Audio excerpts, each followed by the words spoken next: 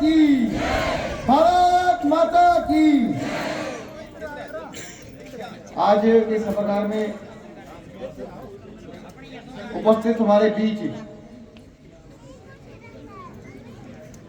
मुख्य वक्ता के रूप में जो आज आपकी बात भी रखने वाले हैं और इनकी बात सुनने भी वाले हैं, हमारे पूर्व मुख्यमंत्री, हमारे पूर्व प्रदेश अध्यक्ष नेता प्रतिपक्ष श्री जयराम ठाकुर जी, मेरे बड़े भाई, जब पार्टी के महामंत्री थे हमने उनके सानिध्य में काम सीखा। त्रिलोक जम्वाल जी अब विधायक है, विधायक जे.आर. कटवाल जी, जिलाध्यक्ष किशन लाल चंदेल जी, बेलीराम टेगोर जी, सोहन सिंह कटवाल जी, विमला देवी जी, मान सिंह तिमान जी, शैलजा शर्मा जी, राम प्रकाश जी, दिनेश चंदेल जी, अमरनाथ जी और सम्मानित मंच और सभी जिनका मैं नाम नहीं ले पाया उनसे मैं क्षमा प्रार्थी हूं। आज का जो विषय है जो पार्टी ने भेजा है, जैसे कि आपने देखा होगा कि भीमराव अंबेडकर जी के सम्मान समारोह में पूरे भारतवर्ष में कार्यक्रम चल रहे हैं और इसी उपलक्ष्य में प्रदेश में भी विभिन्न कार्यक्रमों का आयोजन किया जा रहा है।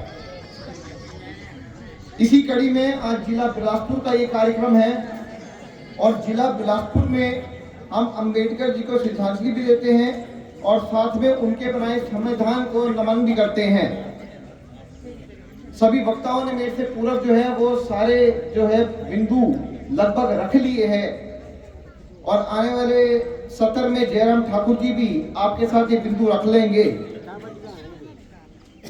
मैं सिर्फ इतना कहना चाहता हूं, कम शब्दों में मैं अपना विषय लेना चाहूंगा क्योंकि मुख्य वक्ता के रूप में जयराम जी को आप सुनने आए हैं कि कांग्रेस ने हमेशा हमारे पवित्र संविधान को सत्ता हासिल करने हेतु इस्तेमाल किया है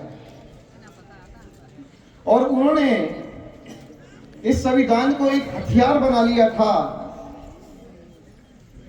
जब इन्होंने सत्ता बचाने का प्रयास करना था। तो जब आप कुल देखेंगे तो जब भी कांग्रेस की सरकार सत्ता से संकट की ओर बढ़ी तो उन्होंने संविधान का दुरुपयोग करते हुए, संविधान को कुचलते हुए अपनी सरकार को बचाने का प्रयास किया। यह कांग्रेस का असली चेहरा है। आप ध्यान में रखें, आपको भटकाने की पूरी कोशिश की जाएगी, पर आप पूछिए कि संविधान में अगर संशोधन किए तो सबसे अधिक संशोधन किसने किए? संविधान में कुल संशोधन जो है वो 106 हुए, 106 और उसमें से 75 तो केवल कांग्रेस पार्टी ने ही करे, 75। और अटल बिहारी वाजपेयी जी की सरकार जब सत्ता में आई तो उन्होंने 14 करे और मोदी जी ने 8 करे और उन्होंने सत्ता गिराने के लिए जो है वो संशोधन किए, लोगों की आवाज को रोकने के लिए संशोधन किए। आप में से बहुत लोग बैठे हैं जिन्होंने आपातकाल इमरजेंसी 1975 का देखा है, 2-2 साल जेल भी दी, मीसा का कानून देखा, जब आप जेल में रहे उस समय को भी देखा होगा। उस संविधान के अंदर संशोधन करके उन्होंने आपातकाल लगाई, वो भी रातों रात। और वो कांग्रेस सरकार जो है आज पूरे देश भर में अंबेडकर जी के हितैषी बने हैं। संविधान की पुस्तक लेकर, एक लाल किताब लेकर जगह जगह जाके ढंढोरा पीट रहे हैं कि हम जो है संविधान के पुजारी हैं, हम उसके जो है प्रेमी हैं। ऐसा नहीं है, ये तो छल कपट और झूठ बोलने वाली पार्टी है। आप आज चले जाइए, अपने आंकड़ों से भी झूठ बोल देंगे।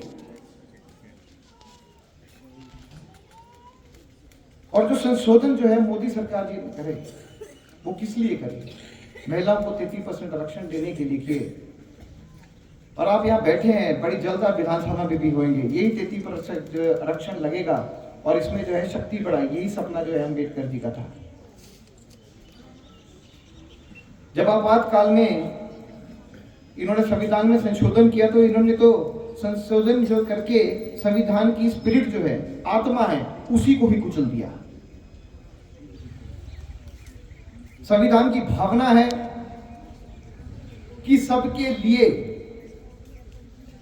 एक जैसी नागरिक संहिता हो, जिसको हम कहना चाहेंगे सेक्युलर सिविल कोड। हम बात करते हैं सेक्युलर सिविल कोड की, CAA की। हम समान कानून मांग रहे हैं कि एक व्यक्ति को अगर किसी ने दोषी ठहराया है, किसी कोर्ट ने दोषी ठहराया है, तो उसको वही सजा मिले।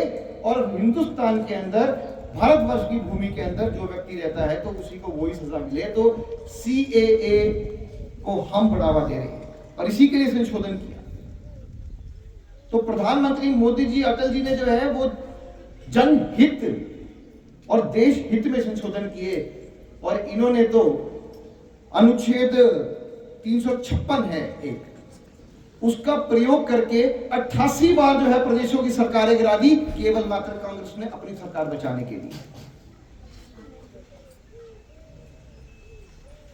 अब उत्तराखंड राज्य है हमारे साथ, लगता है भारतीय जनता पार्टी की सरकार वहां पे स्थापित है और वहां पे जो है वो सेक्युलर सिविल कोड जो है, यानी समान नागरिकता संहिता, उसको लागू कर दिया है और डंके की चोट पे कर दिया है।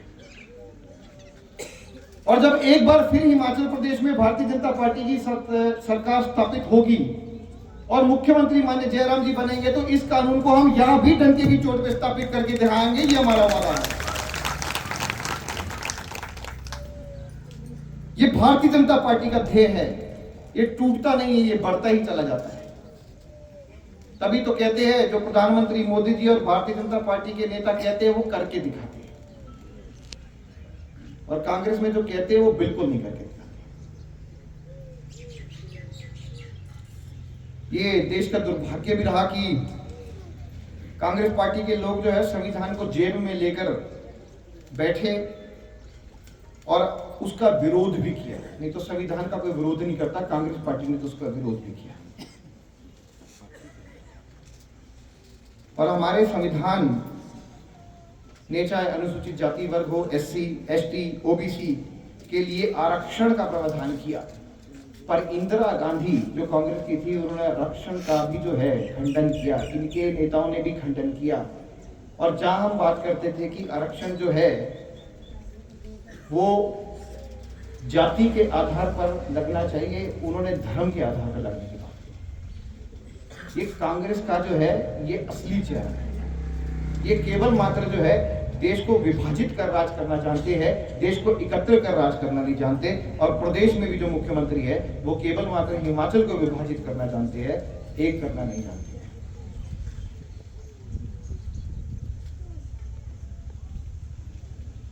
लेकिन राजनीतिक खेल जो है लगातार कांग्रेस खेलती रही और बाबा साहेब अंबेडकर जी के सपने को जो है उन्होंने पीठ पे छुरा भोग दिया। और संविधान के अंदर ऐसे प्रावधान करे जिसमें तुष्टीकरण की राजनीति सामने आई, ऐसा कभी भीमराव अंबेडकर जी ने चाहा ही नहीं था। अभी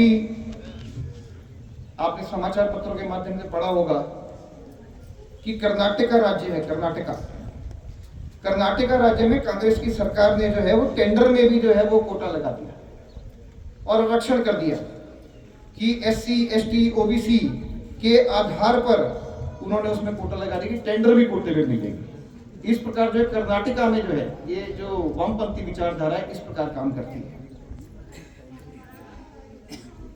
जबकि संविधान में बाबा भीमराव अंबेडकर जी ने जो है वो साफ साफ शब्दों में चर्चा में अपने कहा था कि संविधान में कोई धर्म के आधार पर आरक्षण की व्यवस्था नहीं होगी।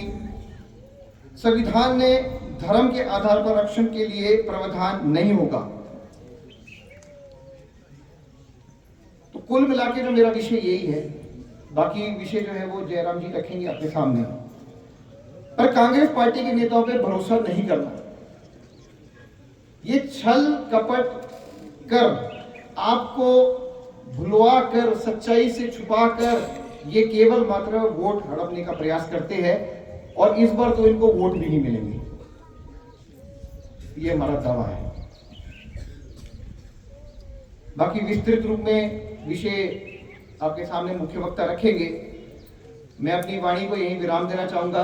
आप सभी का धन्यवाद, आप यहाँ पर आए, आपने सभी वक्ताओं को सुना और हम सिर्फ एक ही निवेदन करेंगे पार्टी की ओर से कि जो आपको यहाँ पर पता लगा है आप उसका प्रचार जाकर पब्लिक के बीच करें, जनता के बीच करें, और जितने भी कांग्रेस के जो लोग आपको मिलते हैं उनको वहां पर सीधा सीधा आप चुनौती देकर आप आंकड़ों के साथ उनको जवाब मांगिए कि क्या ये सच है या झूठ है। उनके पास जवाब नहीं होगा। आप सभी का धन्यवाद।